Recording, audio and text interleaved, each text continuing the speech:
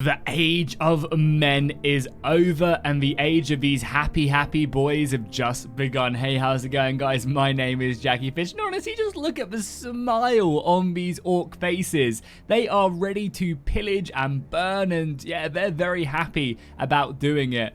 So we are back once again playing some more Total War Rise of Mordor. We have a pretty large-scale battle on this absolutely gorgeous map, and it should just make for one hell of an engagement. The men of Rohan are preparing themselves, even though actually Rohan isn't involved in this battle. Defending, we do have an army from Gondor, and then we have two armies from the Woodland Realm who are going to be taking up positions and preparing to repel anything that comes their way. Over on the attacking side, we just saw Mordor, but we also have two forces from the Dwarfs and also an army from Rivendell. So again, not a pure good versus evil match, which you know I love to see. However, this one should still be really exciting with the cool custom map that we do have. And obviously we do have some good and we have some evil scattered throughout the settlement. As for defenders, you can see they've got a pretty nice position to try and hold the line. They've got this outer layer of the settlement, and as they get pushed back, then they'll have to obviously defend this inner layer, which is a really nice setup. There's plenty of positions to attack it from. So obviously the attackers can come through this side, up through the main street, up through the other main street, and also around here as well. So there's 4 positions they can come from. And there is also a rear assault position here that Mordor's going to be trying to go through. It does seem like the defenders aren't planning on holding this line. Probably for the best if when it is a 3 versus 4. You don't want to be stretching your forces as they are severely outnumbered. There's 5,000 defenders and 9,000 attackers. Basically what this path will do will allow them to come all the way around here and then obviously start assaulting the rear position which the elves are currently situated at. And you guys can get a nice little close-up of them. So it should be a really exciting battle. Obviously, we're waiting for the siege towers to be pushed up. We've got 2 dwarven armies out here that we've already seen, supporting by that Rivendell army as well from Lindor.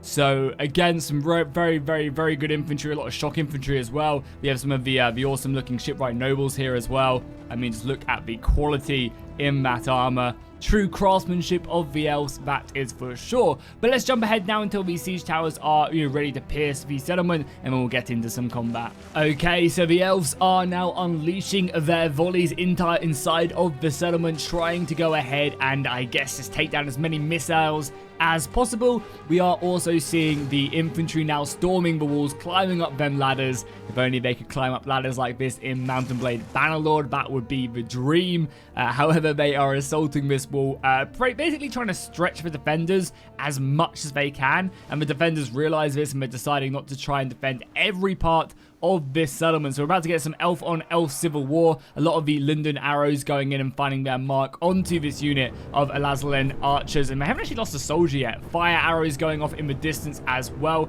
Are they trying to set this ablaze? I mean, they did a pretty good job, honestly. I don't know if that was just one volley that did that or what, but 11% damage on that siege tower. Obviously, at this point, it's not really worth doing it because it's so close. Yeah, I mean, if you have a unit of archers up there, you could definitely set ablaze a handful of these siege towers. At this point, it's not really worth it because they're already so close. And there are also so many other siege towers, but you definitely could try and take these down. I'm surprised that we're not seeing the rest of the towers being pushed up and just this assault being pushed forward. But I think what we're seeing is the dwarves really taking the forlorn hope in this siege battle.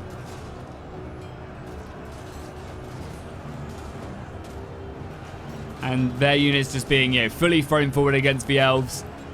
Writing a grudge or two this day. Also, did you guys, let me know in the comments down below, did you guys see the Amazon TV series picture that they dropped? And obviously we've got a release date of 2nd of September next year, which is super exciting. Can't wait to see what they can do. Obviously, I'm not particularly hyped for it because, it's a huge corporation trying to cash in on a legendary fantasy universe. However, I'm looking forward to it. I can't lie, but I'm going in with 0 expectations. If it's bad, it's bad. If it's good, it's good. But I'm not boarding that hype train.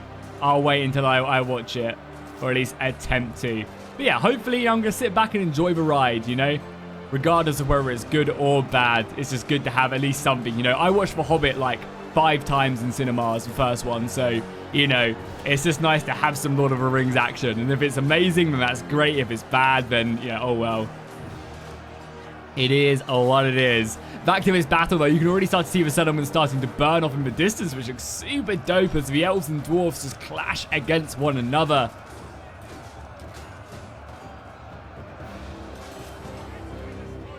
And we are also obviously seeing as well the Linden elves as well fighting against their kin in this battle. Hopefully in the next couple of updates as well for Rise of Mordor, we do start to get a few more like fleshed out units for the elves as well. That'd be really nice to start seeing, because we do kind of get like a unit every so often. But I think it would be great to start getting, you know, a little bit more for the elves, just again to make them feel a bit more unique from one another. That would be awesome. But I believe that the next update for Rise of Mordor that we are getting is going to be a big overhaul of all the Haradrim units. I think that's what they're heavily working on right now. Because, yeah, the Haradrim don't really have a large roster whatsoever. The Eastlings are the evil men that do have a fairly tasty roster. And I think the Haradrim will be getting their big. Unfortunately, no Mumakil quite yet, but hopefully, eventually, that will be a thing once they're done with the trolls. I'm assuming Mumakil and Wargs will be next on the docket. So we are seeing Gondor shedding the first bit of blood, and that tower was actually destroyed somehow, which is kind of surprising. I like what the attacking players are doing, though. They're using the siege towers to kind of assault as the siege is going on. Again, it would not be a bad idea to maybe bring up some more and start putting pressure on like this section of the wall as well, because again, there's no defenders here. They'd have to bring more men back. But for the most part, it does seem like the elves are doing a great job. The Linden elves especially have a very, very strong shock infantry, which is always super impressive when it can get stuck in and avoid the missile fire. But however, right now they are allowing the dwarves to do the majority of the fighting for them. But hey, I'm sure the dwarves will not cede a point to kill some enemies. They're also seeing some of the Dwarven shock infantry here as well, fighting away against the halberds. And, you know, fighting these halberds from the front is not going to be a great play. They will cut them down. They do need, obviously, something to hold them in place. But right now, they need to also reinforce this position and try and get around the side. Like, I would just ignore this until you've broken through elsewhere. You know, until you've broken forward on this left-hand side, you can then maybe make your way round and then envelop them. But yeah, assaulting this halberd unit from the front, you're just going to get massacred. There's no way through it. Halberds are meant to be, you know, defending that line from the front, and that's exactly what they will be doing. We are also now as well over on this other side, seeing the Orcs of Mordor slowly pushing up this deadly ramp. Receiving a lot of missile fire as they do, but, you know, it's exactly what these orcs are here for. To absorb arrows and, yeah, slowly push their way up. They got a pretty hard task. Obviously, breaking through these spearmen from the woodland realm are going to be difficult. We also got some swords back here as well. And there's also cavalry as well. I mean, it wouldn't be a bad idea to maybe lob some cavalry down here as well. Downhill, going on braced infantry. Probably get a decent amount of kills. But if they can, all they need to do is just basically absorb units down here. They also have artillery that they're bringing up as well, which could be really useful. But just, you know, holding units back here, if they can hold 5-6 units down, then obviously when they break through elsewhere, that's going to be absolutely huge. Speaking of huge, it seems like the dwarfs have somehow broken through this unit of hillmen that are currently engaging against the dwarven light infantry. Don't know how they've managed to pull through or what, but they got a good charge off onto the Blackroot Vale archers, and they're being thrown back as we speak, as the dwarves continue to fight hard. But it seems like the axemen from Gondor are doing a good job right now. But obviously finding themselves enveloped, that's not going to last much longer. The other positions as well, we do have a unit of Princes of the Prince's Coast Guard, supported by the Gondorian infantry, so Dormroth and Gondor here fighting together. And they are only fighting the lighter dwarven infantry as well, so should be able to handle this pretty handedly. However, the archer fire is coming in. I'm not sure if that's elven archer fire or if that is dwarven crossbow fire or even dwarven archer fire. But you have a couple units of archers. Guess we can take a look at it. Yeah, so it is the archers of the Red Mountain here. So wielding that kind of more composite bow rather than the longbow of the elves. It's going to fire in, and obviously their main focus is going to be trying to whittle down the Prince's Coast Guard. They could also as well use this this wall to their advantage. You can navigate this wall by putting men on it and then just moving them down. So if they did want to, they could get some more soldiers, you know, across this wall and try and envelop that halberd unit. Because again, you can see 26 kills on them, not a single casualty, and they can just massacre anything that comes their way. The gate has been taken now, so they can now, you know, pretty happily bring more and more soldiers in. But again, you can see they're constantly avoiding these Hall Guardians, the halberds for the Woodland Realm, because they're just such a potent unit. We do see the dwarfs though bringing up a unit of crossbows to deal with them. That's exactly how you should, especially considering that the Hall Guardians only have 85 men in the unit to begin with. So the fact that they can do that is great. And then also this unit has now got way too close to the elves, and the elves are going to start cutting them down, I would assume, but maybe not. I mean, honestly, it seems like they pushed them back quite nicely. And yeah, the elves are going to retreat. I guess not looking to give another life to them. Just use the crossbows to hammer them. And if they're going to come out like this, and this is also pretty bad, another volley from the crossbows. The Hall Guardians are just running. I mean, I guess it's this or die, but as you can see, the elven player quickly going to go into the side there and just start that envelopment. And I believe this unit's probably trying to form square right now. You also obviously have these axemen as well, which will probably be going in as well. Oh, the cavalry though, cavalry reinforcing the Elkin Riders of the Woodland Realm, sallying out and ripping through the dwarven lines, and then going straight off into them crossbows as well. There is actually another unit of crossbows right up there that could just turn around and give them a taste of dwarven iron if they wanted to. We also have some of the Barrack Guard shock infantry ripping through the spearmen from the Woodland Realm. These units are not well equipped to deal with heavy shock infantry like we are seeing. And these dwarfs are pretty much dressed and armored like linebackers. As a horse runs through, could have just stopped and let that retreating soldier, the lone man, running away on that horse so he could maybe raise the alarm. They need more men at the front, because we are starting to see positions break, and it does seem like that they have given up the outer layer. I mean, they could have decided to maybe try and hold this, but giving it up is also not a bad idea, because as soon as one of these streets start to fall, you know, then that allows so much more. You can see there's just like so many passageways that they can start to push around, and then it really does stretch them. However, this is going to mean that the Gondorians over on that left-hand side are going to be in a bad situation, because the dwarfs and the elves can now start using this avenue to come around. And really, at this point, it's up to the dwarfs just to stop them from really doing anything. They can't, you know, they need to just try and catch as many units as possible, because the defenders never have the units to spare. As we saw, they were outnumbered by 4,000 troops at the beginning of the battle, so they simply just do not have the soldiers just you know, to lose. They really have to, you know, make use of every single soldier.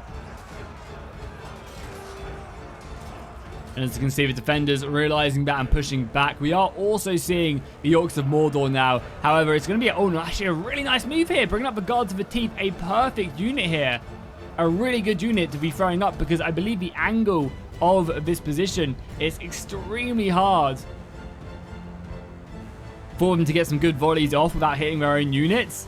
So a nice move, and the Guards of the Teeth will shred these guys. We've only killed 9 of them so far, but obviously, I mean, they're not actually performing that well. There's also some cavalry by the looks of it that got charged up. But yeah, I mean, the Guards of the Teeth should win this very nicely. And there's also some Archer Fire as well getting pushed up. And again, you're trading Uruk Archers that cost, you know, not a lot of money. I mean, they probably cost around about 700 gold, with an Elven unit that costs like 1,400. So again, this is a good unit to trade out with and just exchange some casualties. Definitely not bad. We are also seeing some fire ripping through the settlement right now, which is always pretty goddamn beautiful to see. I love it. I love it. I love it. I love it.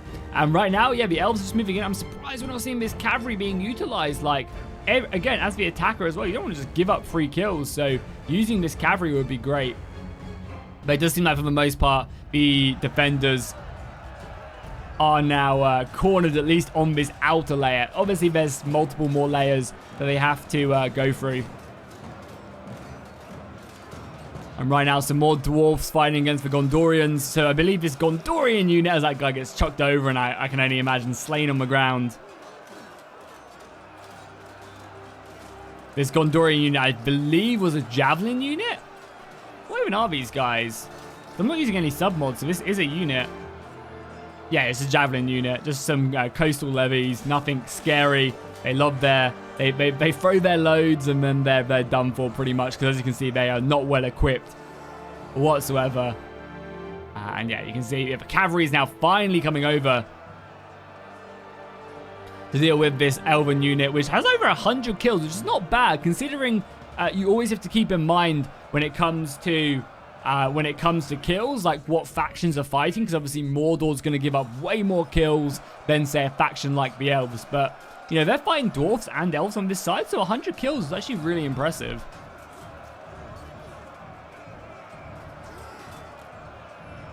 We are now seeing, however, the cavalry coming in, and that should see this outer layer completely secure. I do like the pressure that the defenders are putting on the attackers. They're like, come at me, bro. If you don't, then we're going to kind of set ourselves up and be in a very, very nice situation. Oh, some huge artillery hits coming out, though. A nice arcing shot that they have there. Direct hit on the guards of the teeth as more Uruk Throng get thrown up. I'm so surprised. I mean, besides obviously the artillery, I'm so surprised the Guards of the Teeth aren't doing way better. They're like one of the best halberd units in the entire game, comparably to like the Hall Guardians. Just because of their high melee attack and their really good armor values. Like, they normally do a great job. And the more clumping here is just obviously more artillery rounds that can be fired and also do a considerable amount of damage. So the attackers do have a handful of positions that they can come in. Now they can obviously utilize these streets, but these streets do start to get a lot more narrow as they come in. You know, it ends up being, you know, one avenue attack to like, you know, or sorry, like a 4 avenue of attack to a lot less. Luckily, they can still come in on 3 directions here, though, which will allow them, so their attack goes from 4 to 3, and then obviously eventually, I mean, actually still stays into 3, which is one of the reasons I like this map, is because it doesn't just, you know, completely shut down after the first initial assault. A lot of maps tend to do that, which is obviously understandable considering it, you know, it is a defensive castle. It's supposed to be defensible. But it's nice to see maps that do kind of give more thought to the multiplayer experience as well. You know, whereas the settlement does have, you know, the first assault has like 5 avenues of attack, then it goes down to 4, and then 3, and then 3 again for the final layer.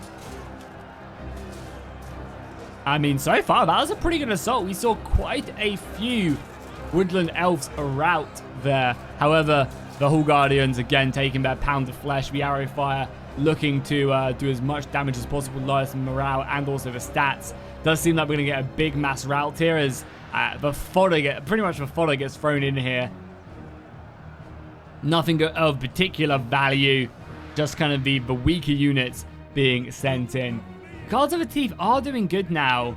I mean, they've got this elven unit down to half, but they just need to keep on pushing. I mean, obviously they have so many reinforcements, and we are seeing a huge blob of infantry being brought up. This is the problem, right? This is a simple, you know, one position that they need to try and assault. But their forces are going to probably come in like pretty clutch when it comes to this inner layer, because I imagine this is going to hold, this rear position is going to hold until they break through on one of these other sides. And the defenders are taking kind of a smart route around things, and they're falling back from this position where they could get attacked from 2 sides, and they're just going to hold this inner layer with some Gondorian spearmen. But again, they need to be kind of careful. You know, a unit of halberds could definitely tear this apart. And the elves, the defending elves, have used a lot of ammunition already. So again, something they just need to be very, very careful of. They've got halberds pretty much scattered throughout the board right now, as again, this position does end up breaking. So we do take a look at the overall battlefield. You can see basically everybody is just simply moving into position right now. We're getting oh, nice move here, able to catch this unit, which is good. You really do want to obviously make sure the defenders can't set up, and getting a unit of shipwright nobles into a unit of Gondorian spear infantry is always going to be a good day for them. So they've committed there. Again, what we probably should do is try and get some cavalry around here and just quickly try and make quick work of this unit. The quicker you take this out, the easier it's going to be. And I think the best place to assault is definitely on this left-hand side here, because there's no halberds over here. Like, here halberds, here halberds. Whereas on this extreme left-hand side, it's just spearmen, which your units can cut through quite nicely. And as you can see, the unit Shipwright Nobles is doing a good job there, already up to 43 kills. And actually forcing these guys to do a tactical retreat. Obviously, their morale's going to be dwindle, and they're going to lose a handful of men as they go down. But yeah, considering these Shipwright Nobles have lost 6 men, they've definitely taken a decent amount of these spearmen down. And that's also going to probably disrupt this back unit as well. So they'll obviously break through that quite handedly as the rest of the army does move into position. We are getting more units being thrown up. Basically, we're just getting the weaker kind of remnants from that initial assault lobbed forward at the enemies, whether this is to try and tire them out, whether this is to just try and weaken them. This is the assault. Oh, big artillery rounds coming in, mainly focusing on them aerial crossbows. Again, probably not your best target, because obviously killing these archers is great, but they're in loose formation, they're not clumped up. You do want to kind of try and save the ammunition, but again, if you can break them, that's also pretty good. The arrow fire coming in, it does seem like, yeah, the sheer amount of missile fire over here has come in clutch. Our Bands of Power Bar is looking horrific. I can definitely see where the Bands of Power Bar is coming from. The defenders already seem like they're like wedged into a corner, and they don't have a lot of men, but I think it will come down to just how well they can use some halberds.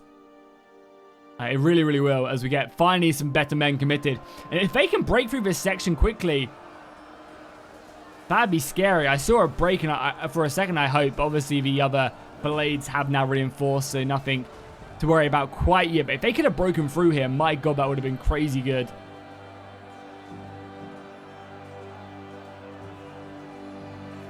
As the attacker, you always want to try and use that momentum as effectively as possible. And I think, honestly, I know, more reinforcements coming. I was going to say, if they could just, like, break through this section quickly, they could really take the enemy off guard. But we are seeing another unit of Gondorian swords now being lobbed over to reinforce this. So, nice foresight. Again, one of the key defining things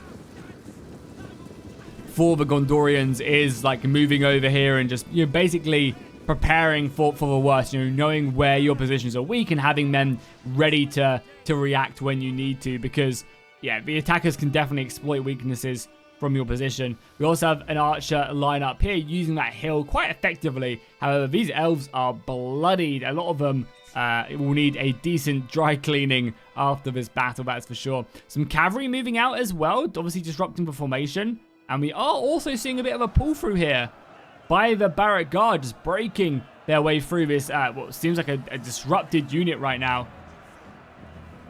Able to get around the back of them and then charge in. I mean, it would have been a good idea if the defense player was seeing this, could just obviously counter-charge and do some serious damage to the Barrack Guard as they pull through, because one of the downsides of pulling through is the sheer amount of damage you take, how disrupted your unit gets, and it's very easy to break them if you're paying attention. Some people consider it cheese. I think for the most part it's fine, because you can't pull through a dense unit, so you can really only ever pull through when a unit is weakened. But again, it does also encourage the player to be paying attention, because I think it is very easily counterable if you're paying attention to it.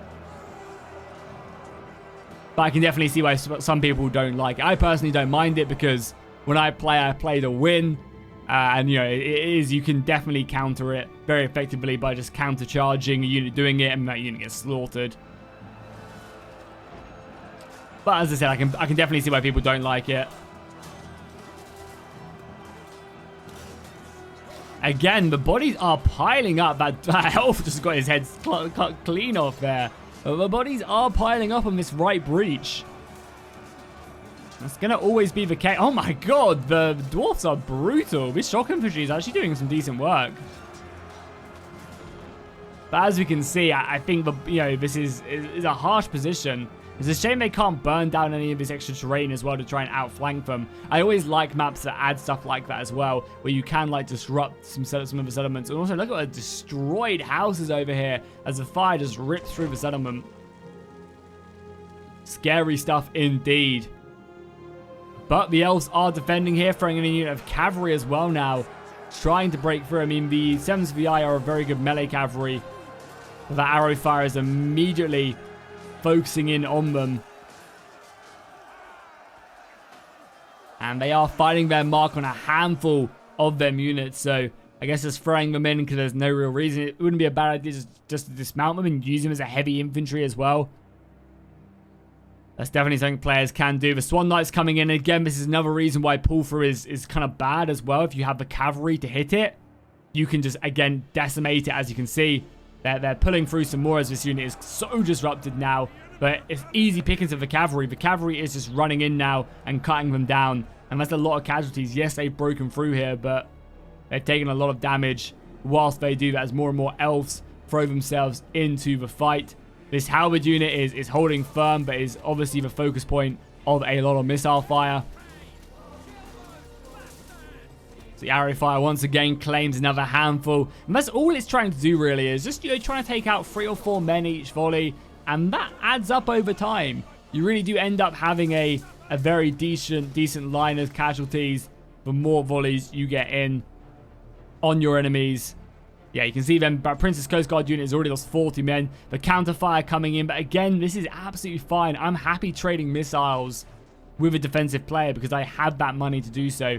Does it seem like that unit of Hall Guardians is finally about to go down. Only 8 of them left. Over 200 kills, which is super impressive. And now the Gondorians take up position behind. As soon as this position ends, it'll be up to them to hold the line as best as they can. Yeah, this is obviously the side that's a little bit scary, but as you can see, the dwarfs are committing more men, but they are starting to run out of steam. And again, I like this position. Like, I love the way the defenders have set this up. They've got a unit of infantry here, which means their cavalry can be so effective. If anything breaks through here, there's a lot of lines there, I apologize. But the cavalry can just basically hit them, which is exactly what they're doing, countercharging there. That'll break the barrack guard quite effectively. They're already shaken. Swan Knights will envelop them. And see this unit of expensive shock infantry down. More of the dwarfs, though, are reinforcing. And this is one of the units of the Iron Guard, though, which obviously looks pretty goddamn amazing.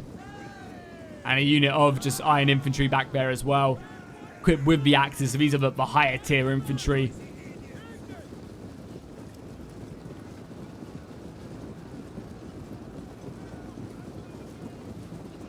Basically just reinforcing this position as more defensive lines are set up. And yeah, I mean, the defenders are doing a great job so far. They are causing the enemy to bleed. But again, I feel like they cannot lose this position right here. If they get outflanked in any of these positions, which I think they will, I think this will be the breaking point right here. As soon as that happens, things are super scary because then that allows this entire Mordor army that has been trapped at the back for so long to then start piling through, and they have a lot of soldiers to do that. I mean, the elves have been fighting bravely, hundreds of kills on all of their units.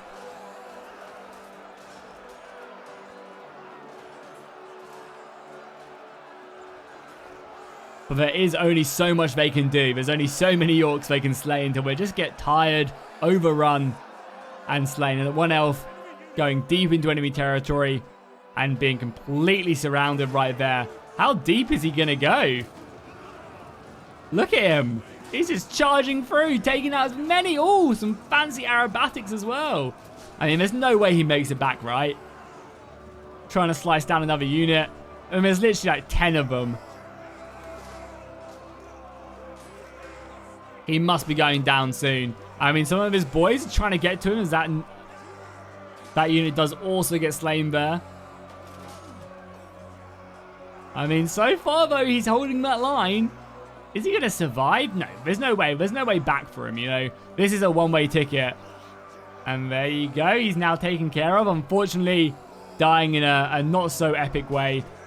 But he took down a few orcs before the end, so nothing too bad. Over on this other side as well, yeah, we are seeing the lines being held. And as you can see, like a line like this, you can't pull through.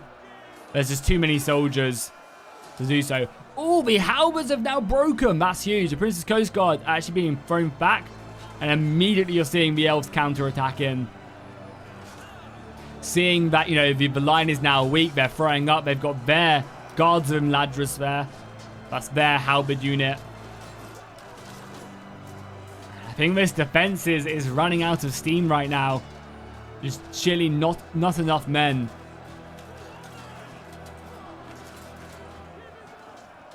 They'll definitely try their best. The dwarfs now being thrown in.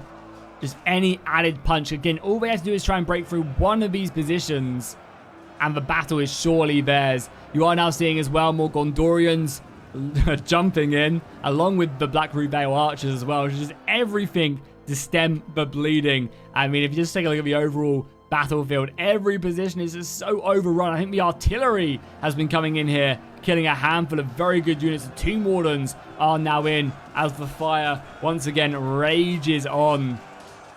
That looks pretty epic right there. Oh, another round coming directly in. Arrow fire coming in. I mean, obviously, this is the way to go right now. Arrow after arrow, the artillery killing, a handful of extremely valuable units. Another round right there. Burning dwarves and elves alike. And now the Fountain Guard are being reformed and pushed into the battle. The obviously elite halberds, or pikes I guess I should say, for the Gondorians, now being committed to the battle. Sent forward. More artillery. Oh my god, just so many perfect hits. And that's going to be taking its toll, that is for sure. That's going to be taking its toll. We are seeing a big push through here now, as both sides just commit everything they have. And I'm pretty sure as well we've seen the Dwarven player trying to pull through once again to get himself embedded, but there was a nice little counter charge right there, and it's decimating these units. They're shaken, casualties sustained, they're enveloped now because the pull through didn't work. And this is the downside of it. You're seeing the downside right there, that if you are paying attention, you can really exploit that and just get so many free kills, which is exactly what is happening. However, this side is looking so scary. Look at this side. The Guards of Enladris now, or the Noldrin Nobles, sorry, but not Guards of Enladris. 84 kills and they've lost 6 men, or 6 elves, I should say. Not bad. The artillery coming in, killing a handful of them there. But yeah, this side is not looking good. I don't even know what you do. I guess you fall back and try and hold this, because if this breaks, it's just over anyway. This side is still holding as the forces of Mordor continue to commit like legion after legion into the fight. And yeah, I think we're just getting the remnants of what is left. Only 11 minutes left of this battle. And yeah, we are just seeing more men being sent in. They don't really have much left in the city center. I think this is where they're going to make their stand on this outer layer. The artillery getting some really good shots. Maybe you got a big break. If they're quick enough, they can exploit this before reinforcements stop them. The defensive players need to send something in here. But it seems like the attackers are reacting that a little bit quicker. And that could be the battle. This right-hand side starts to break as well. The cavalry being thrown in as well, just to try anything to push this advantage. Immediately the dwarves come around here to envelop and clear this side off. And yeah, cracks are appearing. There's now a big gap right here. This infantry is not the strongest. There's Gondorian swords here, which is great, but there's also archers, along with some militia in here as well. So again, nothing too special. I think the defense is about to crumble.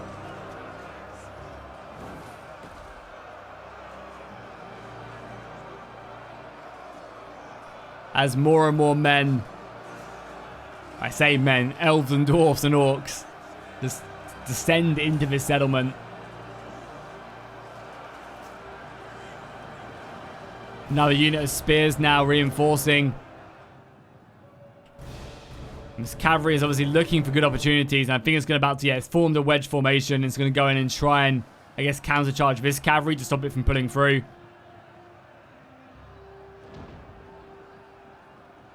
As another part of the settlement does collapse due to that fire that's spreading. I mean, as long as they stop... the envelopment's coming through, though. The gaps are appearing. The Dwarven player using this correctly to come around. And charge in right there.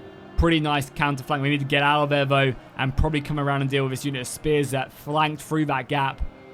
And then we're able to pin the units of Swan Knights in place. The attackers, are playing really well here.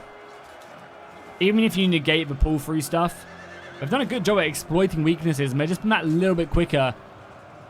And that cavalry's going to try and pull out of this? Oh my god, they're going to take a rough amount of casualties as they do so.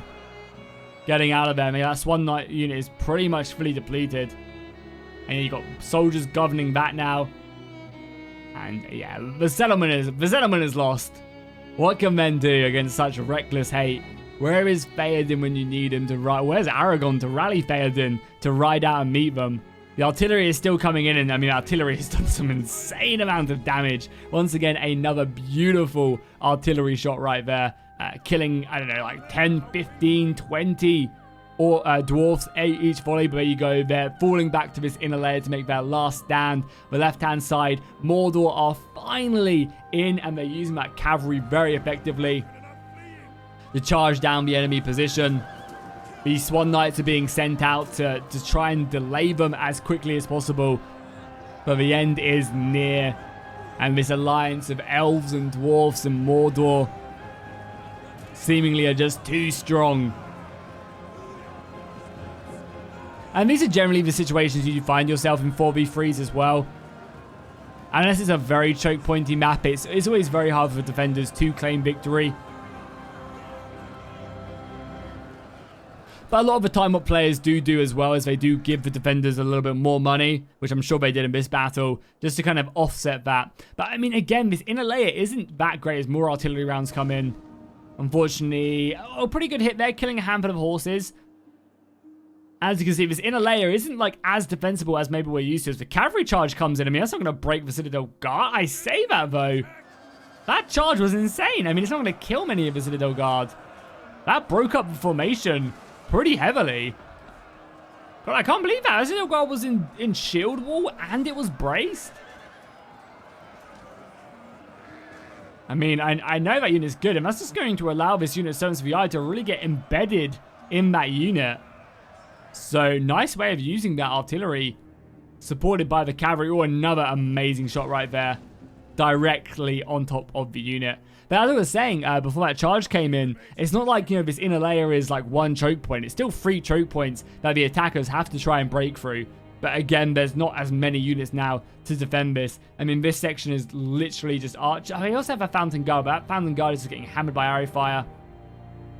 Man, I cannot believe how well this unit 7th VI have done against the Citadel Guard.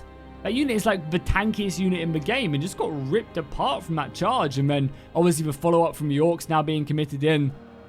It's not looking good. Over 4,000 attackers still left remaining on this field, and only 1,000 brave defenders. And the problem is as well is a lot of these defenders are all archers, which obviously just cannot stand up to the infantry. Cavalry now pulling up, they've done their job. Missile fire coming in, and there's still so much ammunition left here. This is a sad day indeed. There's so much arrow fire and crossbow bolts, just obviously focusing down these Fountain Guard, trying to bring them down. Crossbows over on this side as well, hammering the Hall Guardians. Luckily, the Hall Guardians actually have a decent missile block when we're in this position. It only says 25, but I feel like they actually do a good job, as we do now get the Elven shield walls marching further and further forward. And this unit of nobles as well, which can probably do a decent job here. Another nice little counter charge there. I mean, the Hall Guardians are going to do a great job. And yeah, just a big push right there. The infantry really getting themselves stuck in. I mean, I feel like the dwarfs are excessively using the pull through. I can kind of understand it, but this is like a bit extreme. Even I have my limits.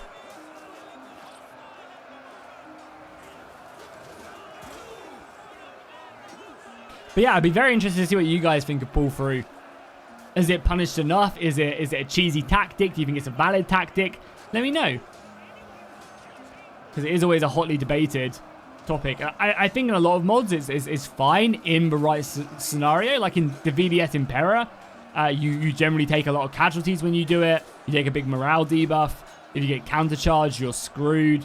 And also, I think it's appropriate in a lot of situations where you're fighting like a loosely formed militia unit and you pull through on them with a more elite unit. Like, that makes sense. The unit is very gappy. The formation isn't a dense block of infantry. Whereas you can't really do it to a dense block of infantry, at least into VDS Impera. But yeah, let me know in the comments down below. I'd be very interested to see what you guys have to say on it. The archer fire is just horrific on this side. Look at the bodies. Look at that red piling up. Absolutely brutal. Over on this side, though, the elves are doing great, but all it takes is one breach right here, and the battle is over. And all the friendly artillery coming in as well now, trying to maybe cause any big mass rout. And I think we will be getting that rout very soon as the numbers just really drop. The elves throw in their last little stands right there. We have the Elven General's bodyguard as well moving in. Only 78 soldiers left remaining on that unit. But trying its best to just, keep the enemy at bay. But it's just simply enough. The layer is gone, and the defenders are going to claim this one pretty decisively, honestly, with just under half their force left remaining, which is honestly pretty impressive. Some friendly fire right there. The elves getting as many kills on their own friendly units as they can before the end. But yeah, I mean, overall, a very good defense. It was great to see the kind of fallback when they needed to, and it was a pretty solid outer layer defense as well. But just simply not enough. I don't know. I feel like the defenders maybe didn't get as much money as they should have. And now the battle is going to be coming to an end as the central block is over. I mean, there's still so many soldiers over on this left-hand side as well. But yeah, mass rout is going to ensue, and that is going to be GG with this unit of Hall Guardians racking up 151 kills before they go down, but dying nonetheless, and a valiant defeat indeed towards the end of that. So what we'll do is I'll quickly just go ahead and click through all the unit cards so you guys can see if there's anything too crazy. Obviously 200 kills on them units is always pretty impressive. Gondor didn't really manage to get themselves stuck in, but they were more of a holding force in this battle. And then over on the other side as well, the Hall Guardians doing a very good job. And then over on the Dwarven side of things, you guys can see right there the kills. And I think Mordor really struggled to get their men stuck in, but they were given just again a holding task of throwing men in and keeping soldiers at the back of the settlement. But yeah, hopefully you guys enjoyed this battle. If you did, drop a like and a comment down below, and I'll see you guys in the next one.